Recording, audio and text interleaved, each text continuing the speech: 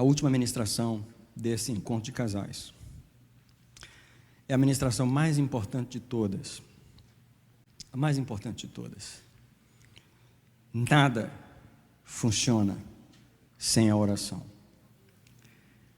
Conhecer o temperamento não substitui a oração. Conhecer a linguagem de amor não vai dar a você disposição, nem ao seu cônjuge. Conhecer a linguagem de perdão, conhecer a comunicação, etc. Se você não aprender a orar por você, pela sua família e pelo seu casamento. Então eu quero te dar algumas sugestões hoje à noite. Eu quero começar perguntando, dizendo o que é a oração. E eu quero dizer de onde nós estamos vindo em relação à oração. Infelizmente, o quadro que eu quero montar é esse aqui. Nós estamos vindo daquele lugar no jardim do Éden, onde nós aprendemos com Adão a nos escondermos da presença do Senhor. Por favor, ninguém olhe para mim aqui com a estola sacerdotal, com a mitra sacerdotal na cabeça, com o peitoral no peito e todas as suas armas espirituais, como se você viesse de uma vida super profunda na oração, porque honestamente nós não viemos daí. Nós não estamos vindo daí. Essa é a realidade da igreja evangélica, essa é a realidade da igreja cristã. Nós não vimos de uma vida de oração. A verdade é que nós chegamos aqui pela graça, nós chegamos aqui pela misericórdia, porque nossas orações são poucas, nossas orações não são suficientes, e elas não são sábias, reveladas. Muitas vezes elas são repetições de coisas que nós aprendemos a fazer. Muitas vezes nossas orações são apenas a expressão dos nossos medos para Deus. É só dizer para Deus o que a gente tem medo de acontecer e pedir para Ele não deixar acontecer, o que revela uma tremenda imaturidade espiritual quando a gente fala com Deus. Muitas vezes as nossas orações são só para dizer para Deus, nos dá o que Ele já garantiu, que está dado. É só para pedir o que nós já temos. E é incrível como nós estamos vindo de uma vida onde a gente não tem experiência na oração. E se eu chegar aqui e disser para você, ore pelo seu casamento, você vai tentar orar, mas você vai tentar orar apenas do mesmo jeito que você orou a vida inteira. A verdade é que toda vez que a gente fala de oração, a gente não está falando realmente da mesma coisa, de como a coisa deveria ser. Adão aprendeu a viver longe da presença do Senhor, e dali para frente, o ser humano, ao ser expulso do jardim, ele aprendeu a andar no escuro. Aprendeu a andar no escuro. E o escuro que eu falo aqui é longe da direção do Senhor, da revelação de Deus para as coisas. E esse escuro é onde as coisas não funcionam, tá? É onde os prejuízos são reais, porque aprendemos a viver expulsos do jardim da oração. É incrível que nós aprendemos a viver na igreja, mas nós não aprendemos a viver no jardim da oração, tá? O jardim da oração não tem ninguém, não tem esposa, não tem filho, não tem pastor. O jardim da oração é uma coisa secreta, é um jardim entre você e Deus. E aqui eu estou falando de um segundo jardim, porque o outro jardim empolgou muita gente aqui. E muita gente aqui está se esforçando muito para entrar naquele jardim sexual que eu falei aqui, né? Tem irmãos aí que estão empolgados, aí, trabalhando pelo jardim, aguando as florzinhas no jardim. E faça isso mesmo. Mas eu gostaria de saber se você conhece esse jardim. Porque a oração é comunhão. Isso é se tornar comum com Deus.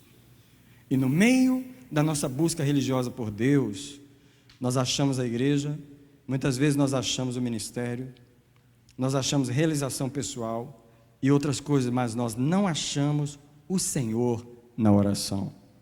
Deixe-me falar com amor por você nessa noite, porque quando uma pessoa acha a oração, e deixa eu repetir, muitos crentes, a maioria, não achou isso aqui ainda. Onde está a oração?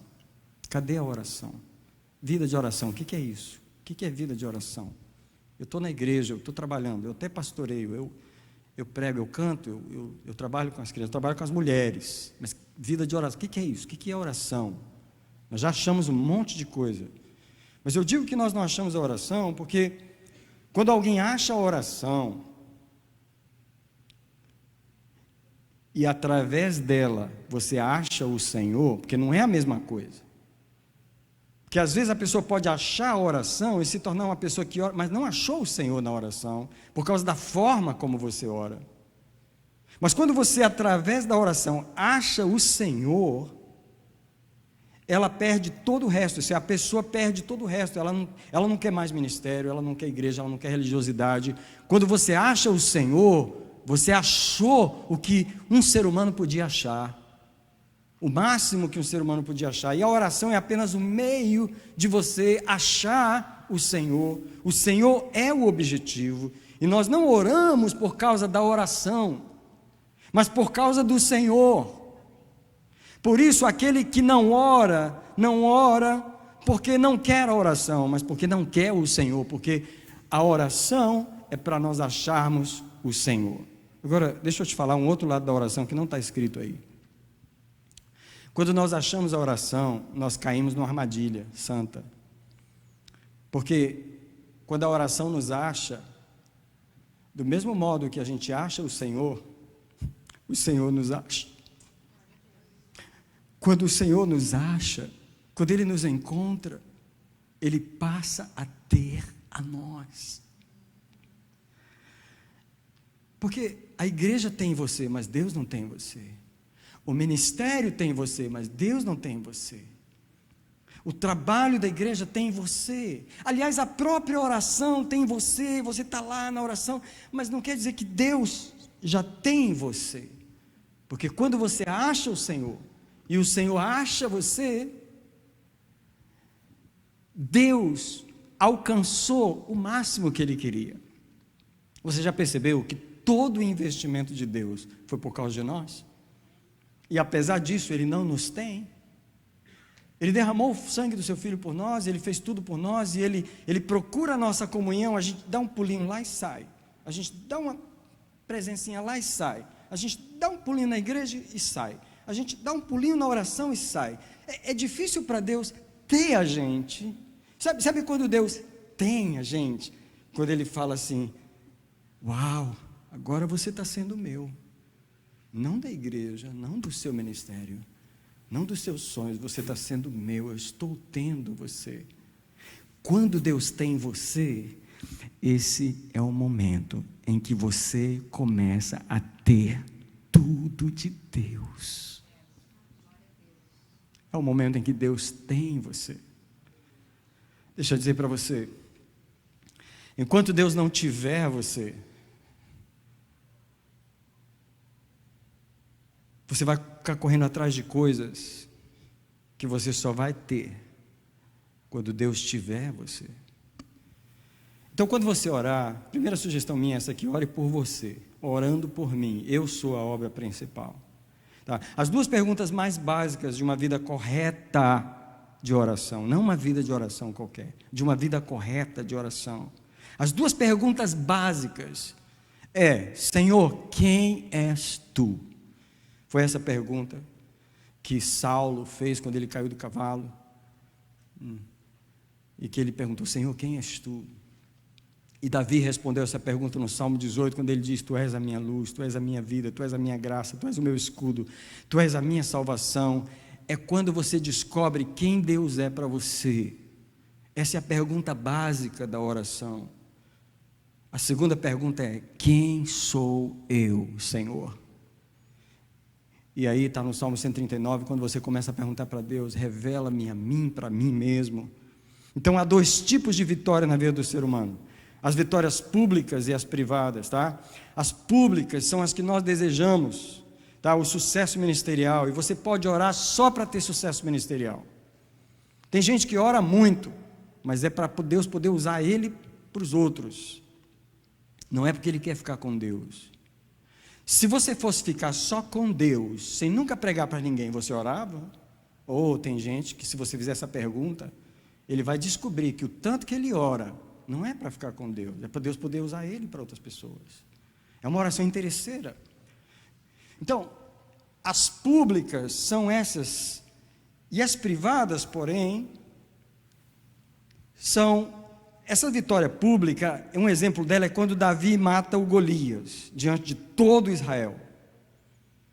Tá? Todo mundo percebeu, e ele ficou famoso num dia, o garotinho, o jovenzinho, ficou famoso num dia. 2 países, nações conheceram o rapaz, porque os reis ficavam comentando: não foi esse garoto que destruiu Golias? A vitória pública projeta você, mas as vitórias privadas, que são as negligenciadas, são as que garantem as públicas. É quando Davi matou o leão e o urso e ninguém sabia. Ninguém sabia. Ninguém, sem ninguém ver. Ele matou o urso e o leão sozinho. É a vitória pública. A oração é assim. Ela existe para que eu tenha a minha vitória privada, a qual garante a minha vitória pública.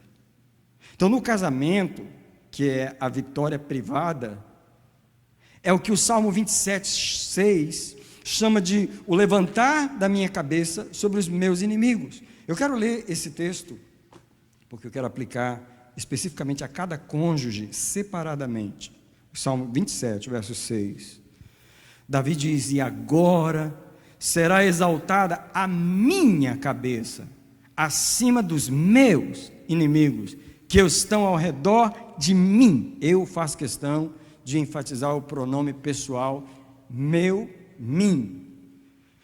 Vocês casados, vocês são 2. Mas o Salmo 27, o verso 6, não é para o casal, é para o cônjuge. Quando o cônjuge pode dizer: agora será exaltada a minha, eu não sei a minha mulher, eu não sei o que ela está fazendo, eu não sei da vida dela. Porque a vida dela de oração, a vida dela com Deus, os inimigos dela é problema dela. Mas agora a minha cabeça será exaltada acima dos meus inimigos, porque os inimigos do marido não são os inimigos da mulher.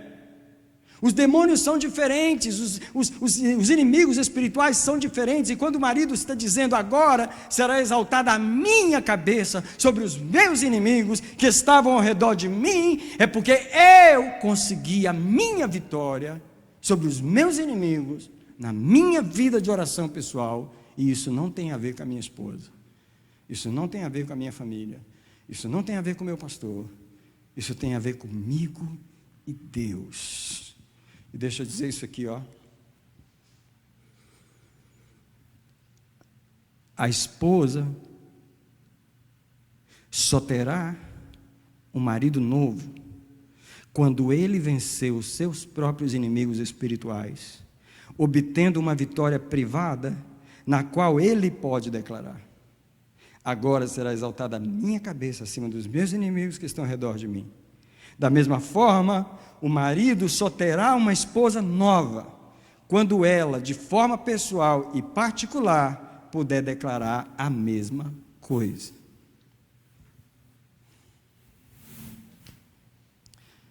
Não adianta nós tentarmos melhorar um casamento em que nenhum dos dois venceu os seus próprios inimigos espirituais.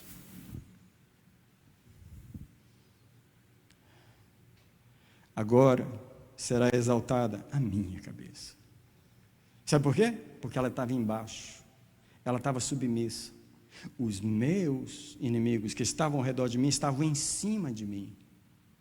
Mas pela oração, como eu prevaleci na oração, os meus inimigos caíram. Os meus, eu não sei os seus, eu não sei onde você está espiritualmente, mas os meus caíram. Quem está entendendo o que o Senhor está falando nessa noite aqui? Antes de você adquirir a sua vitória pessoal, o seu casamento não melhora. Antes de você adquirir a sua vitória pessoal sobre os seus inimigos, o seu casamento não melhora. Porque o casamento melhora quando o cônjuge melhora, quando a cabeça dele é levantada. Isso fala da vitória, que ele estava de cabeça curvada, os inimigos em cima dele, o oprimindo, mas ele alcançou uma vitória pessoal. E agora, deixa eu dizer, quando no casamento um dos cônjuges, pelo menos um, pode declarar essa palavra, esse casamento tem 50% mais chance do que os outros, onde nenhum dos dois alcançou a vitória pessoal sobre os seus inimigos. Porque quando um sai do buraco e sobe a uma posição de autoridade, ele pode jogar uma corda no mesmo buraco onde o outro está, e estender e começar a puxar o outro. Mas quando os dois estão no mesmo buraco e no mesmo nível espiritual, eu te pergunto, quem tira quem desse buraco? A vitória da oração, em primeiro lugar, é uma vitória pessoal. Aí você passa a orar pela herança familiar. Aqui está o trabalho do intercessor, nós falamos no último encontro, Ezequiel 22:30, quando ele procurou um homem para colocar na brecha. É quando o cônjuge trava a batalha espiritual pela limpeza da iniquidade do seu lado da família. Presta atenção, eu queria pedir um casal para vir aqui. Pode ser o Tim e a Natália? Pode ser? Anderson, faz um favor, carrega a cadeirinha da Natália e o Tim traz a cadeira dele. Por favor, traz a cadeirinha da Natália aqui, por favor. A do Tim fica desse lado aqui e a da Natália fica desse lado aqui, por favor. Obrigado. Tem aqui um casal que vai servir como exemplo. Isso, obrigado. Pode virar para a igreja mesmo, pode deixar virado para a igreja. Tim, você fica aqui, a Natália fica aqui, por favor, obrigado. Então, preste atenção. Pode sentar, fica à vontade. Há um casal aqui, mas há dois lados aqui, ó. Há duas batalhas aqui. Há uma batalha aqui que vem da mamãe. Qual é o nome da mamãe? Rosa. A vovô lembra? Não. Vovó? Eni. Vovó Eni. Lembra bisavô? Não. Ok, mas existe. Sim. Se não tivesse, eu não estaria aqui. E aqui, ó, vem uma árvore daqui, ó. Tem uma batalha aqui, ó. Deixa eu dizer para você, essa batalha aqui, em primeiro lugar, é da Natália. Ela tem essa batalha com os seus inimigos, que estão ao redor de você, e eles tentam abaixar e curvar a sua cabeça, e fazer você chorar, e fazer você ficar debaixo de opressão, porque esses inimigos estão ao redor de você, e eles vêm da sua árvore, e essa batalha é sua. Agora, do lado de cá, tem outra batalha. Porque os inimigos que vêm de cá são diferentes, não são os mesmos. O vovô, como é que é o nome do papai? Do pai? José Maria. Lembra do vovô ou da vovó? Elídia. Então não é o mesmo vovô lá. Não é, é diferente. É outro ramo da árvore, é outro galho da árvore. Esse daqui está cercado por inimigos que vêm desse lado da família. Então preste atenção. Este casal está agora unido e eles tentam fazer uma guerra espiritual e uma batalha juntos. Porém, primeiro ela tem uma batalha pessoal, segundo ele tem uma batalha pessoal. Antes de cada um obter a vitória na sua própria batalha pessoal, como que agora eles vão juntar? Traz sua cadeirinha para cá, por favor. Pode ficar aí. E agora, essa família do lado de cá ajuntou com o do lado de cá. E os inimigos que estavam do lado de cá, todos vieram para esse bolo. E os inimigos que estavam do lado de cá, pressionando a vida dela, todos vieram para esse bolo. Você pode imaginar quantos inimigos estão ao redor dos dois. Você pode imaginar quantos inimigos estão combatendo e conflitando com o propósito dos dois, porque quando eles se uniram, eles disseram: nós vamos formar uma nova geração, nós vamos gerar novos filhos, e aí os inimigos dos dois lados estão lá. E antes deles obterem sucesso sobre o projeto pessoal deles, como casal, cada um tem uma batalha pessoal que não tem a ver com nenhum com o outro. O problema no casamento já começa aqui. Antes do casamento, o problema já está esperando a gente. É a nossa batalha pessoal. Agora a pergunta: você tem feito a guerra com a batalha do seu lado? Você tem pego os inimigos que estão ao redor de você? Porque o texto não está dizendo: agora serão abatidos os inimigos que estão ao redor de nós, e será levantada a nossa cabeça contra os nossos inimigos. Não, nós não chegamos lá ainda. Nós não chegamos lá ainda. Separa aí de novo, por favor. Porque o seu quarto de oração pode até ser o mesmo quarto, mas não é na mesma hora que ela ora. Não é no mesmo tempo que ela está com Deus. Porque quando ela entra para o quarto para ficar com Deus, os inimigos que ela vai batalhar são os dela. E ela vai falar com Deus e dizer: levanta a minha cabeça sobre os meus inimigos. Levanta a minha cabeça sobre os meus inimigos. E Deus pega na tua mão e diz: eu quero te levantar. Clama para que eu te levante. Porque você ainda está prostrada. Porque você ainda está num lugar onde a tua cabeça não foi levantada. E ela está aqui travando uma batalha e dizendo: Deus, levanta a minha cabeça. Porque os inimigos da minha família estão aqui e eles estão forçando a minha cabeça para baixo. Mas eu estou fazendo a guerra do meu lado. Ele levantou as duas mãos para o céu e ele diz: eu também tenho uma guerra aqui. Olha, eu como sacerdote desse lugar, eu como sacerdote dessa casa, não posso nem travar e ajudar lá, porque eu preciso levantar a minha cabeça primeiro. Como é que um sacerdote estende a corda para outra pessoa, sendo que a cabeça dele está curvada, porque os inimigos não permitiram ele se levantar?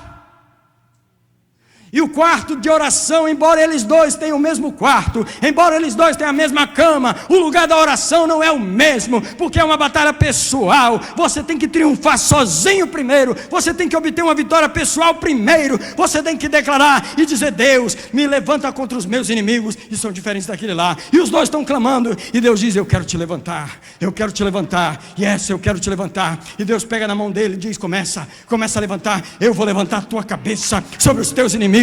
Eu vou te erguer sobre os teus inimigos. Eu vou te fazer pisar sobre os teus inimigos. E eu vou te colocar os teus inimigos debaixo dos teus pés. É nesse momento, quando Deus levanta um sacerdote, porque ele venceu os seus inimigos. É esse momento em que esse sacerdote começa a estender as mãos para lá. E ele diz: Deus, você não levantou ela ainda. Deus, ela continua guerreando. Deus, você sabe os inimigos que ela não venceu ainda. Você sabe aquela herança que tem da vovó. Você sabe aquele vovô que fez aquelas coisas. Deus, atende ela. Deus, você me colocou na guerra dela também. Eu estou aqui erguido para ajudar a levantar as mãos dela nessa guerra. E agora, Senhor, eu clamo a Ti: levanta a minha esposa, levanta a minha mulher contra os seus inimigos. Ei! E essa hora em que cai por terra a herança familiar dos dois lados. Nesse momento, pode virar para cá, filho, dá a mão para ela. Nesse momento, Deus levantou uma arma poderosa, porque como os pais estão de pé, presta atenção, porque eu vou falar dos filhos daqui a pouquinho. Volta lá para o seu lugar de cativeiro, por favor, um minutinho. A pergunta de Deus é a seguinte: pode sentar. Os filhos hoje estão sendo terrivelmente assaltados pelo maligno, terrivelmente escravizados pelo maligno. E os pais choram diante de Deus e dizem para Deus: Senhor, não deixa meus filhos. Senhor, não deixa meus filhos passar pelo que eu estou passando. E os pais estão lá agonizando diante do Senhor. Vai lá, como é que agoniza diante do Senhor? Como é que agoniza? Levanta as mãos, agoniza diante do Senhor. Ele está clamando pelos filhos, está dizendo: Senhor, não deixa. Senhor, olha o homossexualismo aí, olha o lesbianismo aí, olha o negócio da transgênero aí. Jesus, olha essa internet aí. Jesus, olha para esse computador, para esse celular. Jesus, meus filhos são tua herança. Eles estão clamando. O problema desse casal é que eles não obtiveram uma vitória pessoal primeiro. Eles não venceram os seus próprios inimigos pessoais para poder libertar os filhos. Porque se eles não enfrentaram os demônios que vieram da sua própria mãe, do seu próprio pai, como que agora eles vão dar ordem para os demônios que estão vindo atrás dos filhos deles?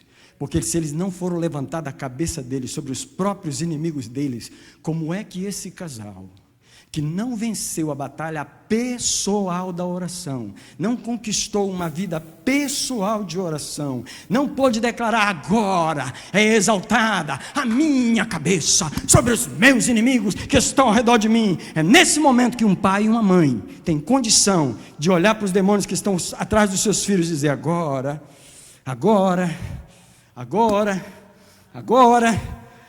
nós estamos aqui de pé, porque a nossa cabeça foi levantada. É nessa hora Quando o mundo espiritual e os demônios estão aqui embaixo, eles estão olhando, ficou de pé. Estava só um, mas agora está os dois. Agora está os dois. E todo aquele projeto que a gente fez com os filhos, onde é que vai parar agora? Todo o projeto que a gente fez com os filhos. Se eles começarem a batalhar, como que nós vamos resistir? Se eles começarem a ordenar, como que nós vamos suportar? Porque eles estão de pé. Porque eu sei que eu tinha esse homem debaixo do meu cajado, mas não tenho mais. Porque eu sei que eu tinha ela debaixo da minha opressão e não tenho mais. E agora eles estendem as mãos sobre os filhos. E não há poder que não possa quebrar debaixo de um casal, que os dois obtiveram a vitória do Salmo 27, o versículo 6. Por isso que eu disse para vocês, essa mensagem de hoje é a mais importante de todas. Porque quando o casal vence, particularmente a batalha pessoal, agora eles começam a fazer a batalha contra a herança familiar. E aí eles começam a ter poder para conviver com o diferente. Primeiro, declare que você se arrepende de sempre estar tentando mudar outra pessoa, e agora você está orando para viver com o diferente. E quando você vence a ofensa, porque você venceu seus inimigos, e você vence a carência, porque você era carente, suposições. E aí, verdade, ela está dizendo. E aí você já não é aquela pessoa carente, dependente, que fica cobrando do marido algo que só Jesus pode dar. Porque você estava aqui carente, cobrando dele coisas que ele não podia dar, e ele estava lá cobrando coisas que você não podia dar. Quando você obtém a sua vitória, você para de cobrar, porque você achou a sua suficiência em Deus. O espírito da carência não pega você, o espírito da ofensa não pega você. Você agora está de pé, você não cobra dele, você ajuda ele, você não cobra dela, você ajuda ela. Já não se ofende facilmente, já não se magoa com qualquer coisa, já entende o temperamento dela, porque para entender o temperamento precisa de graça, e para receber graça precisa orar, e para orar precisa vencer a batalha da oração. E então, quando esse casal vence essa batalha, o temperamento começa a encaixar, a linguagem de amor começa a encaixar, o sexo começa a encaixar, as finanças começam a encaixar, e esse casal agora começa a ver essa possibilidade de abençoar os filhos. E eles começam a fazer essa guerra da oração. Primeiro ele ora por si, ponto 5. Você guerreia contra os demônios do seu passado, lidando com os espíritos malignos que entraram em ação na sua vida, quando ele estava ali naquela guerra. E aí, pela herança familiar dele mesmo, pelos seus próprios pecados, e agora você passa a orar pelo seu casamento, você guerreia contra os demônios que ainda não expulsou do seu casamento. Como é que esse homem vai lidar com os demônios do casamento, quando ele não lidou com os demônios da família dele ainda?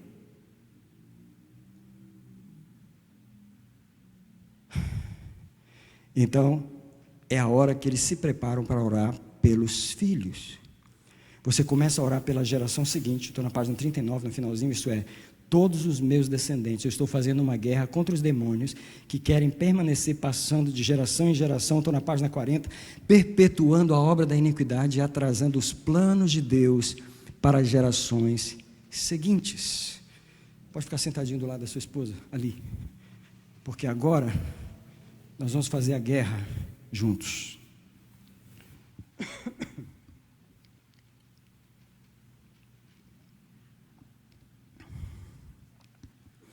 Há uma guerra na oração, e ela tem muitos frontes. Eu preciso lutar de todos os lados o tempo todo. Por isso, eu tenho que estar ocupado com algo que tem valor. Eu estarei ocupado com a oração.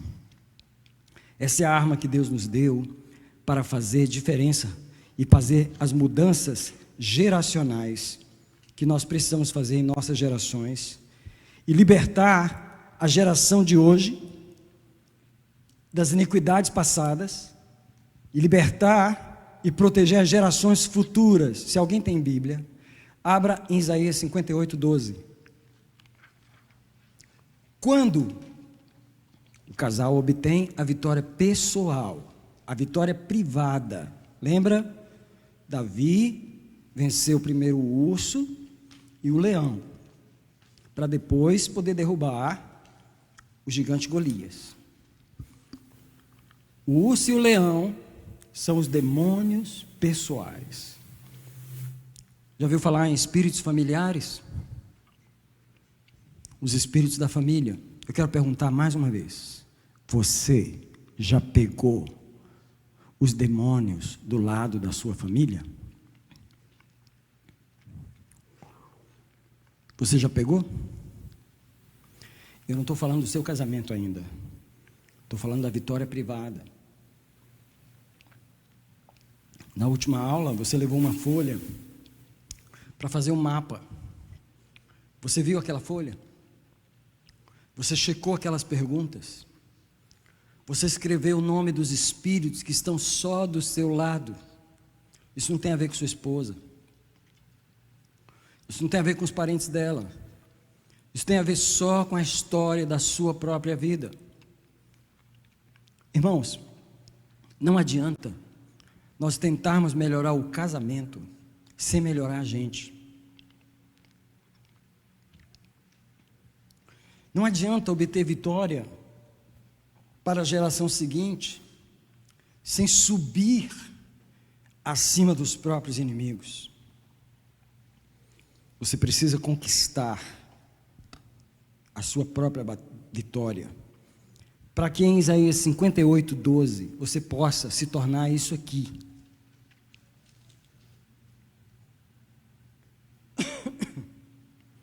Os que de ti procederem edificarão as antigas ruínas, e tu levantarás os fundamentos de muitas gerações, e serás chamado o reparador da brecha e o restaurador de veredas para morar. Quem é essa pessoa? É a que obteve a vitória pessoal, é a que venceu o leão e o urso, é a que agora começa a derrubar os gigantes e restaurar as antigas ruínas das suas próprias gerações. Isaías 61, verso 4, diz praticamente a mesma coisa. E eles, antes de continuar lendo o versículo, e eles, quem são eles? Eles são os que estão descritos do versículo 1 até o versículo 3. O que aconteceu com eles? Porque o Espírito do Senhor me ungiu, porque o Senhor me ungiu para pregar as boas novas, a restaurar os contritos, a proclamar a liberdade dos cativos, a abertura de prisões aos presos, a pregoar o ano aceitável do Senhor, o dia da vingança do nosso Deus, a consolar os tristes. Essa pessoa recebeu essa unção, mas agora, ele também recebeu essa unção de ordenar os que choram, para trocar cinza da cabeça por óleo de alegria, em vez de pranto, vestir de louvor, em vez de espírito angustiado.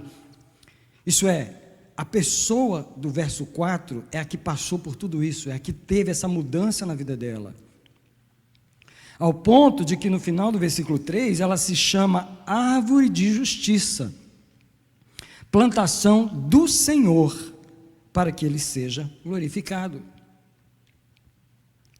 Nós não podemos ser um ramo da injustiça dos nossos pais, porque muitas vezes nós estamos lidando com a iniquidade e podemos ver em nós esses galhos, mas aqui são árvores de justiça. Isso é, você nasceu de novo, você cortou esses galhos, você lidou com essa árvore, você destruiu essa geração, essa maldição geracional na cruz.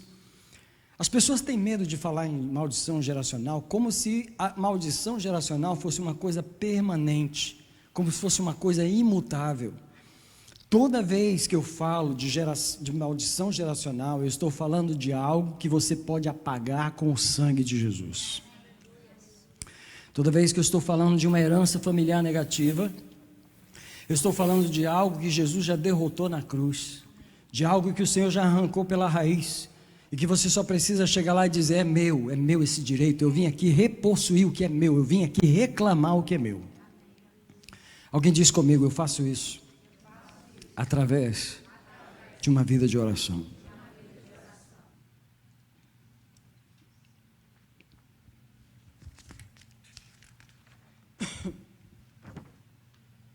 Depois que você obtém essa vitória de pegar os demônios da sua geração, e você começa a restaurar as gerações, você começa a entender o valor das gerações. Então você vem para esse ponto número 6, na página 40, onde eu quero levar você para dizer que o maior ministério sacerdotal da oração familiar Depois disso, é abençoar. Agora olha só, até agora, eu falei para você de obter a oração, a vitória pessoal. Em segundo lugar, ajudar o seu cônjuge na batalha dele, porque afinal de contas, Deus nos botou juntos para quê? A palavra de Deus diz que quando um cai, o outro levanta. Mas se os dois estiverem caídos, ninguém vai levantar ninguém. Então, alguém tem que levantar nesse lugar. Obter a vitória, ajudar o outro a se levantar. Então, quando os dois estão de pé, é a hora que o casal tem autoridade espiritual para abençoar. Porque como você vai restaurar gerações quando você não teve vitória nem sobre os seus próprios inimigos? Como você vai pronunciar bênçãos sobre os filhos e cancelar aquilo que está no caminho deles, se você mesmo não venceu os seus próprios inimigos? Depois, o principal ministério sacerdotal da oração familiar é abençoar. E eu quero finalizar a nossa primeira parte com isso. Depois de lidar com a herança familiar em confissões, arrependimentos, através do mapeamento e revelação, e depois de guerrear, resistindo aos demônios que entraram em minhas gerações, a melhor forma de destravar o propósito de Deus no meu casamento e na vida dos meus descendentes é aprender a abençoar. Deus fez os pais para abençoar. Os pais exercem o ministério sacerdotal sobre a vida dos filhos, como o marido sobre a vida da esposa. A obra principal do sacerdote é abençoar. Arão e Moisés abençoavam o povo. E a bênção de Arão é que o Senhor faça resplandecer o seu rosto sobre ti. Que o Senhor te abençoe e te guarde. Que o Senhor sobre ti levante o seu rosto e te dê a paz. Os apóstolos aprenderam com o apóstolo Paulo e os pastores continuam praticando a mesma bênção, que é a bênção apostólica, a bênção de nós te abençoamos com a graça do Senhor Jesus, com o amor de Deus Pai e a comunhão do Espírito Santo. A função do sacerdote principal é abençoar. Os pais precisam concordar com o ministério, acordar para o ministério de abençoar. Muitas vezes nós gastamos todo o nosso esforço só lidando com pecados, iniquidades e confissões, repreender demônios, que nós esquecemos que tudo isso é feito apenas para limpar o terreno, para que as bênçãos que Deus nos uniu para ministrar sobre a nossa vida, a nossa casa e os nossos descendentes possam vir. Nenhum dos patriarcas do Velho Testamento consideraram o seu ministério cumprido antes de abençoar o seu povo. Ninguém ousava nem morrer sem abençoar a geração seguinte. Isaac, Jacó, José do Egito, Moisés, o apóstolo Paulo e o próprio Jesus, nenhum deles deixou a terra antes de abençoar a geração seguinte.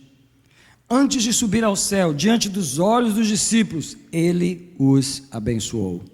Eu quero ler esse texto em Lucas, capítulo 24, verso 50. O momento em que Jesus está subindo ao céu, indo de volta para o céu. Na última página do livro de Lucas. O verso 50 diz: e levou para fora, até Betânia. Olha só, Jesus, e levantando as mãos, os abençoou. E aconteceu que enquanto os abençoava, apartou-se deles e foi elevado ao céu. Eu não sei se você tem o costume de abençoar. Primeiro, maridos, abençoar a esposa. E não é abençoar assim, Senhor, abençoa minha esposa. Não, é eu te abençoo. Eu te abençoo com saúde, eu te abençoo com vida, eu te abençoo com tudo que você precisa. Eu te abençoo. Lembre que não adianta você dizer eu te abençoo e logo em seguida falar mal dela. Porque é incrível como os evangélicos fazem isso. Eu estava com uma pessoa, que é uma pessoa, uma obreira, uma pessoa espiritual, é uma pessoa que prega, é uma pessoa que ora muito. E interessante que eu estava com essa pessoa, e chegou um momento de a gente orar por um café. A gente ia tomar um café e essa pessoa orou pelo café. E ela abençoou o café e abençoou o dia. E eu falei, Senhor, não deixa eu pegar aqui agora não. Porque eu estava, nesse momento eu não estava orando, eu ouvi a oração da pessoa, eu só ouvi a oração. E ela abençoou o dia. E ela abençoou o café. E ela quebrou os planos de Satanás. Ela cancelou os planos do inimigo. Aquela oração tremenda. Mas quando saiu dali, e no resto do dia, eu vi essa pessoa falar mal da comida, falar mal de não sei o quê, falar mal disso, dizer que aquilo não presta, e aquilo é ruim, e aquilo é insuportável. E eu falei, peraí, o que está acontecendo? Que nós somos tão espirituais ao ponto de orar, de abençoar, de dizer eu te abençoo, etc. Mas ao sair dali, nós desfazemos todas as nossas bênçãos com o nosso vocabulário.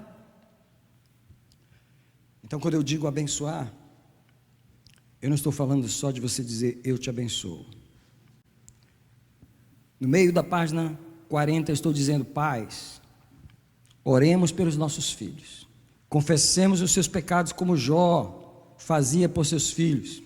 Maridos, façamos o mesmo por nossas esposas. Esposas, façam os mesmos pelos seus maridos, mas nunca esqueçam de abençoar. Eu queria fazer uma proposta momentânea. Sabe aquela proposta que não deve ser feita?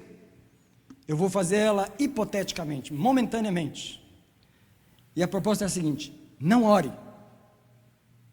Comece só a falar o que é bom, para ver se não dá mais resultado do que você orar e depois falar tudo de ruim. Do tipo assim, não ore, mas passe o dia falando coisas boas. Todo encontro que tiver com a pessoa, falar coisas boas. Todo momento falar coisas boas.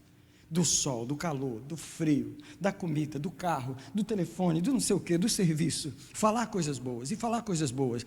Você termina sendo uma pessoa que abençoa, ao invés de ser uma pessoa religiosa, que faz orações e desfaz todas elas com o que você fala em seguida. Não esqueça de abençoar. Esposas, eu quero perguntar se você abençoou o seu marido. E abençoar é falar o que ele não é, ou o que você não vê, ou o que você não percebe. E a mesma coisa você pode falar de marido na sua esposa. E aí vocês podem fazer isso sobre os filhos. E você pode começar a profetizar o projeto de Deus na sua família, porque você descobriu o ministério de abençoar. E pediu o Anderson para ajudar aqui e voltar as cadeiras de volta. Queria agradecer vocês, uma salva de palmas para eles, por favor, obrigado por vocês virem aqui.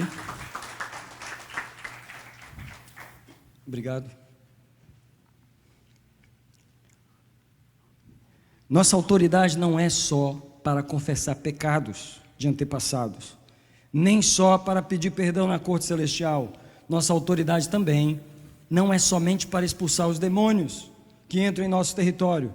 Nossa autoridade também é para abençoar. Abençoar não é pedir para Deus abençoar, mas é você mesmo abençoar, dizendo, eu te abençoo. Quando Deus ouve essas palavras, onde você mesmo abençoa algo ou alguém, Ele concorda com você, lá de cima, e diz, se você está abençoando, eu também vou abençoar. Nada pode impedir uma bênção de concordância entre você e Deus. Eu quero ler Mateus 18, porque a chave do reino está aqui em Mateus 18, dos versículos 18 a 20. Tudo que ligares na terra será ligado no céu, e tudo que desligares na terra será desligado nos céus. Por exemplo, quando você desliga, Senhor, eu desligo toda essa herança familiar que veio dos meus pais, eu desligo e Deus eu também. Eu desligo todos esses pactos que meus pais fizeram, toda essa idolatria que eles viveram, eu desligo isso de sobre a minha descendência, eu desligo de Deus, eu também, eu concordo com você, são duas, por duas testemunhas, tudo será resolvido na terra. E aí você diz: Senhor, eu ligo a tua bênção, eu ligo a minha família para te servir, eu ligo os meus filhos para viverem na tua casa, eu ligo o meu casamento para melhorar cada dia, e você começa a falar coisas e profetizar. E tudo que você liga e desliga, nesse caso, Deus está fazendo junto com você. E o verso 19: ainda vos digo mais, se 2 de vós concordarem na terra, acerca de qualquer coisa que pedirem, isso lhe será feito por meu Pai que está nos céus. E aqui o casal começa a falar a mesma língua de abençoar os filhos. Porque onde se acham 2 ou 3, reunidos em meu nome, aí eu estou no meio deles. O poder do casal é que Deus tem 2 pessoas na terra que começam a concordar sobre o futuro de uma criança. Em várias histórias da corte celestial, onde certos pais estavam indo diante de Deus para pedir perdão pelos pecados dos filhos, como Jó fazia. Em certas histórias que eu ouvi, a primeira repreensão de Deus foi com os pais. E Deus dizia: vocês primeiro se arrependam de tudo que vocês falaram de negativo dessa criança. Porque é interessante, quando um pai e uma mãe estão conversando sobre um filho, e um está falando mal do outro, o outro concorda. É interessante que nosso filho está rebelde, está mesmo, viu? Vou te falar, nunca vi menino tão rebelde igual esse.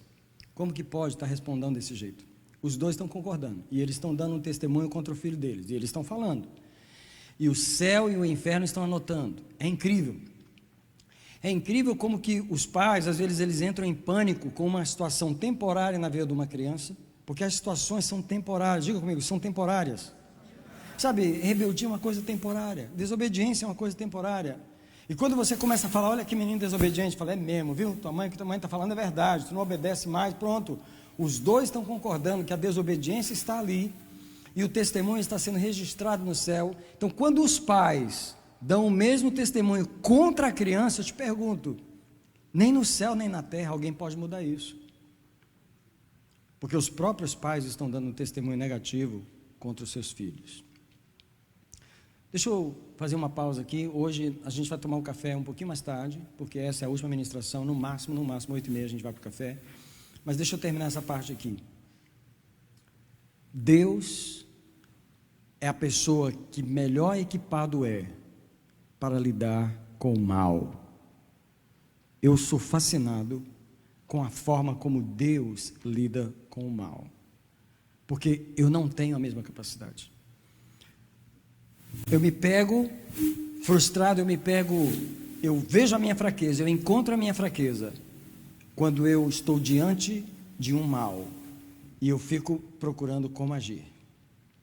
Porque primeiro, Deus não se impressiona com o mal, Deus não se deixa ofender pelo mal, Deus sabe que o mal é temporário, Deus nunca profetiza o mal, Deus nunca fala da situação como ela está aparecendo, Deus não confirma a situação.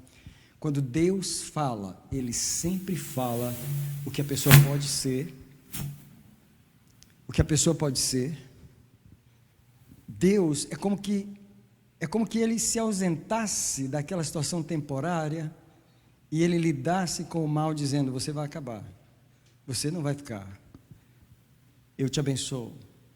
Eu quero que você preste atenção quando Deus está usando um profeta de verdade no culto, de verdade, né?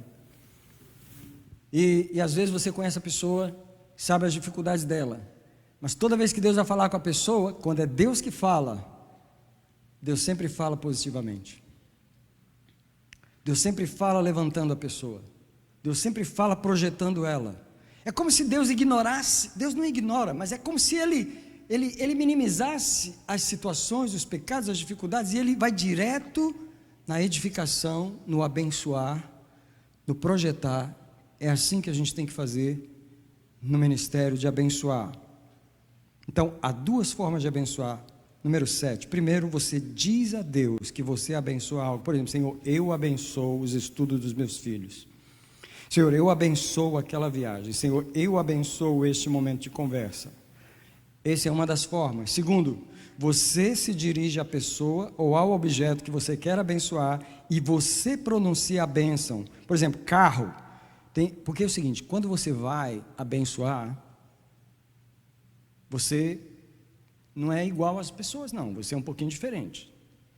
Carro, eu te abençoo nessa viagem que nós vamos fazer. Eu não sei se tem crente aqui que fala com carro.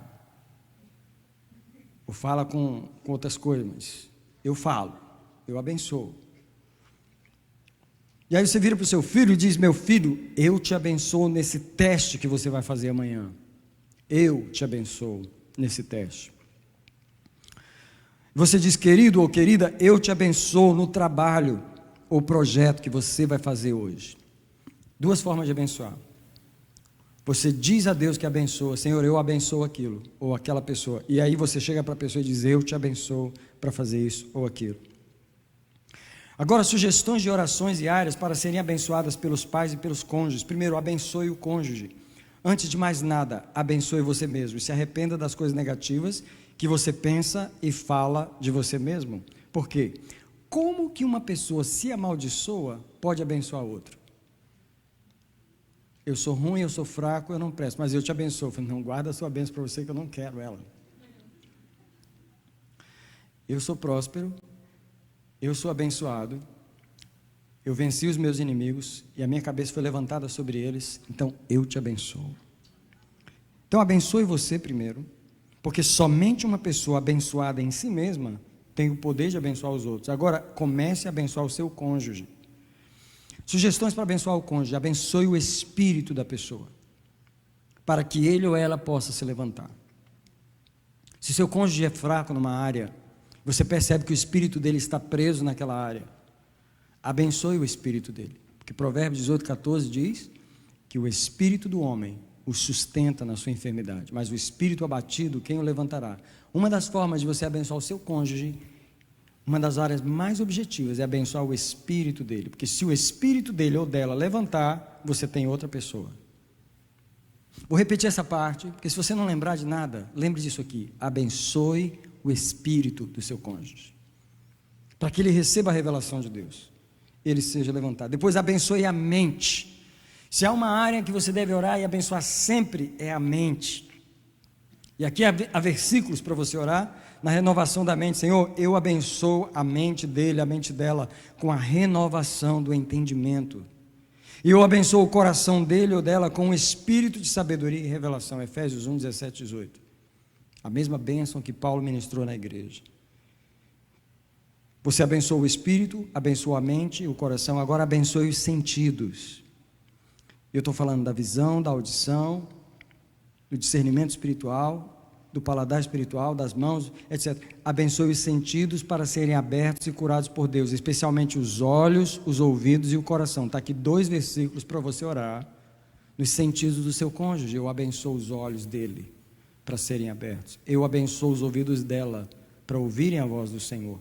Eu abençoo o coração dele para compreender a voz do Senhor. Quarto, abençoe as mãos para que tudo que ele faça ou ela faça prospere.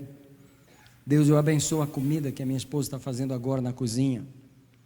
Deus, eu abençoo o estudo que meu filho está fazendo, a prova que ele está fazendo hoje. Quero fazer uma pausa na apostila. Quero fazer uma pausa neste momento.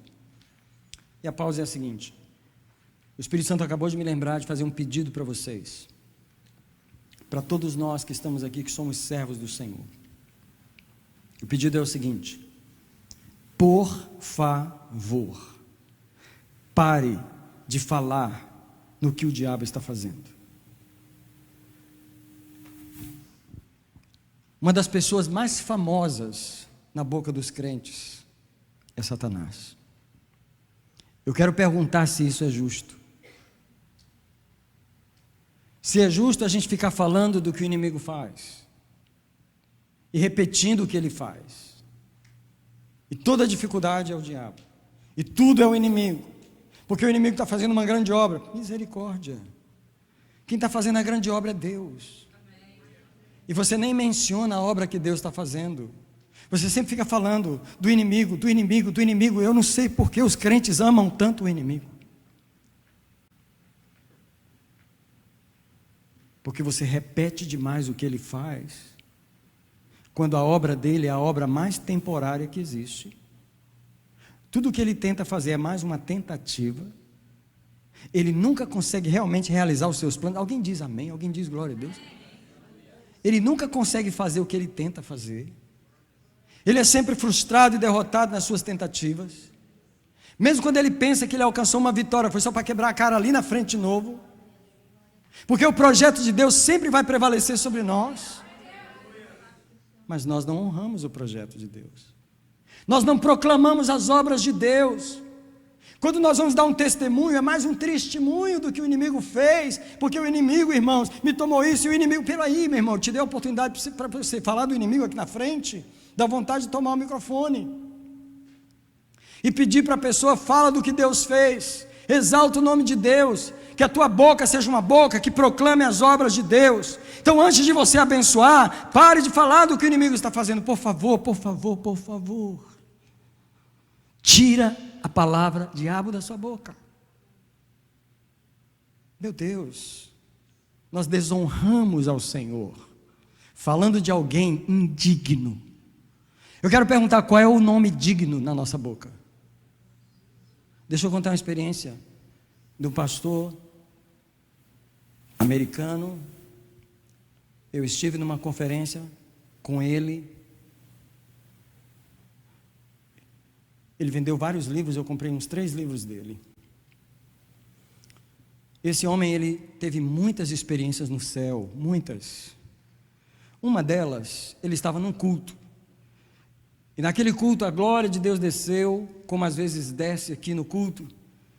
E ele teve um arrebatamento, mas um arrebatamento em que ele estava no culto e estava no céu ao mesmo tempo.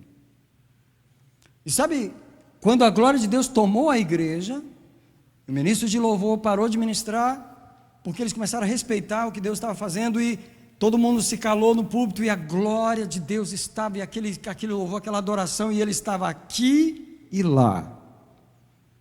E quando ele estava naquele transe, vendo os anjos, ele estava vendo o trono de Deus, no meio daquele culto, o ministro de louvor resolveu começar a falar no inimigo.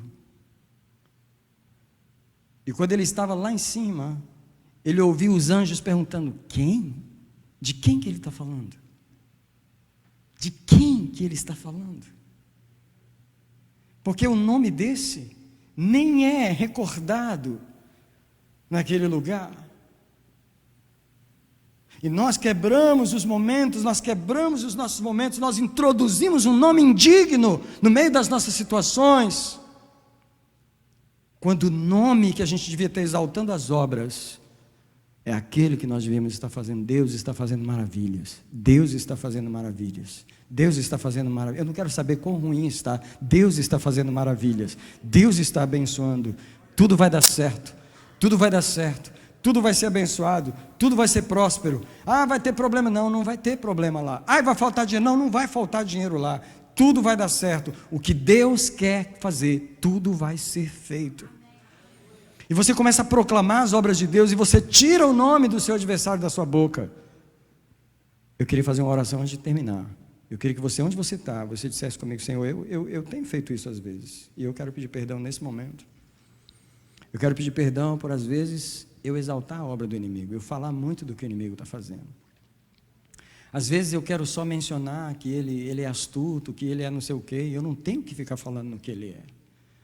Eu não tenho que ficar falando no que todo mundo já sabe, que ele é sujo, que ele é isso, que ele é aquilo. Senhor, eu não preciso proclamar aquilo que ele é. A minha boca existe para proclamar o que tu és. Então eu te peço perdão, Senhor, por eu ser um crente, e muitas vezes eu trazer à memória alguém indigno. Eu consagro a minha boca, Senhor, para proclamar as tuas obras. Quem pode falar isso para o Senhor? Eu consagro a minha boca para proclamar as tuas obras somente. Voltando aqui na página 41, número 5.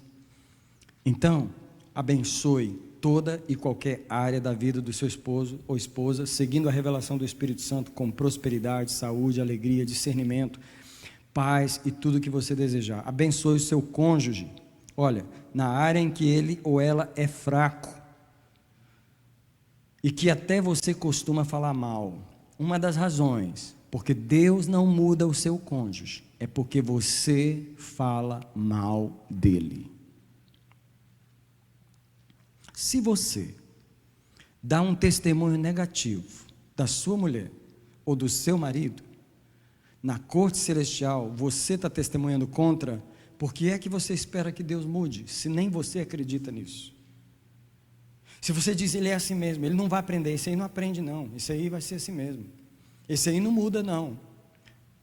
Se você faz isso, como você espera que Deus possa melhorar o seu casamento? Olha, já basta o mundo para se amaldiçoar. Eu nunca vi um povo para se amaldiçoar tanto do que o povo do Massachusetts, que o estado do Massachusetts é um dos que mais se auto-amaldiçoa. Eu dirigi na Uber, de vez em quando ainda dirijo na Uber, para minha angústia e para o meu conhecimento de como os americanos se amaldiçoam, como eles xingam a sua própria vida o tempo todo. Deixa que o mundo já se amaldiçoe. Você foi criado como geração eleita, sacerdócio real, então, por favor, desenvolva o ministério que eu estou falando nessa noite. Abençoe, por favor. Na área que ele é fraco, abençoe seu cônjuge com uma coisa que ele não é, para que ele possa se tornar. Declare uma bênção sua sobre os sonhos pessoais seus, e você verá o que Deus vai fazer. Diga apenas, eu abençoo você com esta bênção, com aquela bênção. Uma das coisas que os cônjuges ignoram são os sonhos pessoais um do outro. Abençoe seu cônjuge. Se ele já falou, eu gostaria de fazer uma faculdade, eu te abençoo, você vai fazer. Seja próspero, você vai conseguir. Às vezes, nós fazemos o contrário com os filhos. Os filhos chegam e dizem, pai, eu queria ser isso. Você, menino, você tem que pensar numa coisa melhor. Isso aí, você nunca vai poder ser isso. Você corta os caminhos, você mesmo talha. Quando você podia abrir os caminhos e dizer o que você desejar ser, você pode ser. Abençoando os filhos. Lembre-se primeiro que isso é um ministério sacerdotal. Você estará abençoando não só os seus próprios filhos, mas os filhos dos seus filhos. E todas as suas gerações seguintes. Tenha em mente os textos que eu já li hoje, que foi Isaías 64 e 61, versículo 4. Eu vou ler Jeremias 36, porque eu não havia lido, para que você possa usar, quando você estiver orando pelos seus filhos, que não é só seus filhos, são os netos, bisnetos e as gerações seguintes. Jeremias 33, 36, o verso 33, diz assim... Ezequiel, obrigado. Ezequiel 36, 33. Assim diz o Senhor Deus: no dia em que eu vos purificar de todas as vossas iniquidades, então farei com que sejam habitadas as cidades, e sejam edificados os lugares devastados, e a terra que estava assolada será lavrada, e em lugar de ser uma desolação aos olhos de todos os que passavam, e dirão, esta terra que estava assolada, tem se tornado como o jardim do Éden. E as cidades solitárias que ficarem de resto ao redor de vós, saberão que eu, o Senhor, tenho reedificado as cidades destruídas, e plantado o que estava devastado. Eu, o Senhor, o disse e o farei. E quando você começa a concordar com isso, você limpa as suas gerações e você abençoa as gerações seguintes. Então, para começar, repita todo aquele processo do cônjuge com seus filhos. Abençoe os dons que seus filhos têm. Abençoe com dons que você não vê que eles têm. Mas abençoe, fale coisas sobre eles. Arrependa-se das imagens negativas que você tem deles. Às vezes a criança está numa fase de rebeldia e você proclama a rebeldia. Não, arrependa-se das imagens negativas que às vezes a criança ajudou você a criar e você proclama. Porque muitas vezes as bênçãos não funcionam, porque falamos uma coisa, mas no fundo vemos outra. E Deus está vendo o que nós vemos. Vendo as imagens negativas que temos dos nossos filhos. Abra mão delas em arrependimento. Um exemplo disso é quando uma senhora na Coreia pediu para o pastor Po Yong-Chu orar pela filha que havia saído de casa. E ele perguntou para ela se ela conseguia ver a filha voltando para casa. Ela falou, não. Ela desonrou a família. Aí começou a xingar a filha, começou a xingar. E ele falou, eu não posso orar por você. Ela falou, como você não pode orar? Eu estou pedindo para você orar. Ele falou, não, enquanto você não mudar a imagem que você tem da sua filha, eu não posso orar. Às vezes a gente pensa que oração tem o poder de superar as nossas imagens, e não tem. Quando você tem uma imagem negativa sobre algo, ou sobre alguém, você precisa primeiro tirar aquela imagem diante do Senhor. Como é que você faz? Senhor, eu me arrependo dessa imagem negativa. Eu vejo essa pessoa como uma pessoa rebelde, eu vejo essa pessoa como uma pessoa isso, eu vejo essa pessoa como uma pessoa assim, eu tenho uma imagem negativa dela, eu me arrependo dessa imagem, eu renuncio a essa imagem, agora eu abençoo. Aí Deus diz, agora eu concordo. Depois de muita insistência, aquela mulher resolveu imaginar a filha batendo na porta e ela recebendo ela com amor, porque ela dizia para o pastor, se ela bater na porta eu dou um soco nela, porque ela desonrou a família. Até que a mãe, com muita insistência, ela decidiu fazer aquilo, e ele disse assim para ela, segura essa imagem na sua cabeça que eu vou orar agora. Então, com aquela imagem da filha batendo na porta e ela abraçando a filha, ele orou. Algum tempo depois, foi exatamente o que aconteceu. A filha estava dentro de um lugar de prostituição. Um homem de Deus entrou lá e começou a falar com ela. A moça voltou para Jesus, a moça se reconciliou e a moça disse assim, eu vou dar mais uma chance para minha mãe. Se eu bater na porta de casa e ela mandar eu ir embora, nunca mais eu volto para casa. Nunca mais eu serei crente porque não tem chance para mim. Mas se a minha mãe me receber, é porque vai ter jeito para mim. Quantas vezes Deus envia um milagre em nossa direção, mas a nossa imagem não mudou e o milagre não chega. E é quando a menina bateu na porta de casa, a mãe recebeu a menina, e o final da história é que agora aquela menina estava casada com o obreiro da igreja, e eles eram pastores na igreja do pastor, porque uma pessoa mudou a imagem negativa. Não adianta tentar abençoar uma coisa que no fundo você amaldiçoa com a imagem errada. Seja um filho, seja um cônjuge, seja um casamento. Mude as imagens para poder abençoar. Número 4, se arrependa do testemunho negativo que você tem dado sobre os filhos, né? Como eu disse, às vezes o filho está numa fase de rebeldia, os pais o chamam de rebelde. No mundo espiritual, isso é um testemunho contra o seu filho. Agora, textos bíblicos para você orar abençoando os filhos.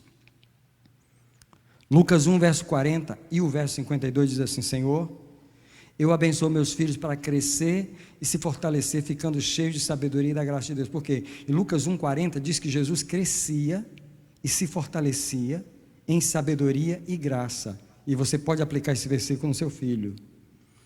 E o verso 40 diz que Jesus crescia em graça e estatura diante de Deus e dos homens. E você pode abençoar o seu filho. Eu te abençoo meus filhos com sabedoria, graça e estatura diante de Deus e dos homens. E o verso 52, você pode profetizar o nome da criança. Porque aqui, em Lucas 1, 52, está escrito assim.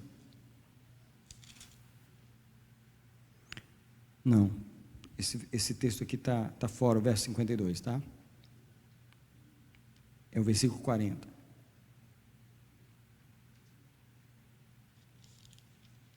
Lucas 1, 40. Na verdade é Lucas 2, tá? Por favor, corrijam. Lucas 2, verso 40 e Lucas 2, verso 52. Agora, Provérbios 1, versículos 7 e 8. Que diz que a sabedoria é a coisa principal, e que a sabedoria é o temor do Senhor. Você pode dizer, eu abençoo meus filhos para crescerem no temor e na sabedoria do Senhor.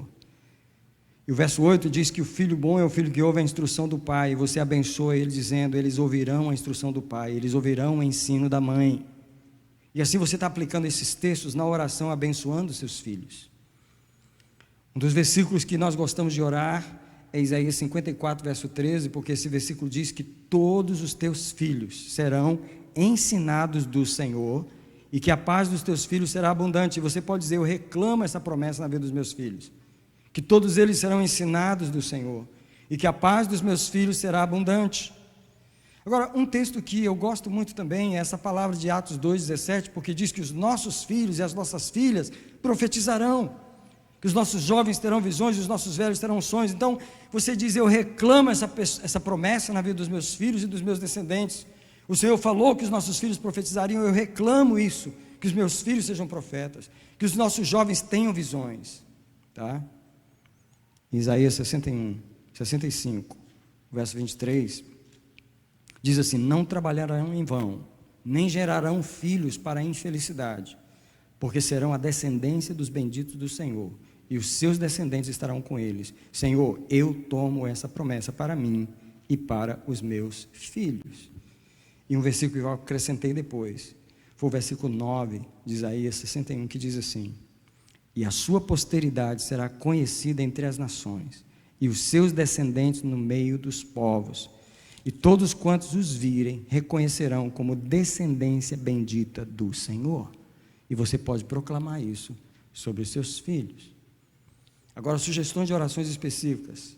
Senhor, como autoridade sobre os meus filhos, eu fecho as portas pelas quais eles não devem entrar, e eu abro as portas pelas quais eles devem entrar. E olha, porta de relacionamentos, portas de... Sabe, às vezes você precisa orar, declarando que quando seu filho vai pegar um livro na escola, Deus fecha as portas para ele não pegar os livros errados. Fechar as portas para que os seus filhos peguem os livros certos.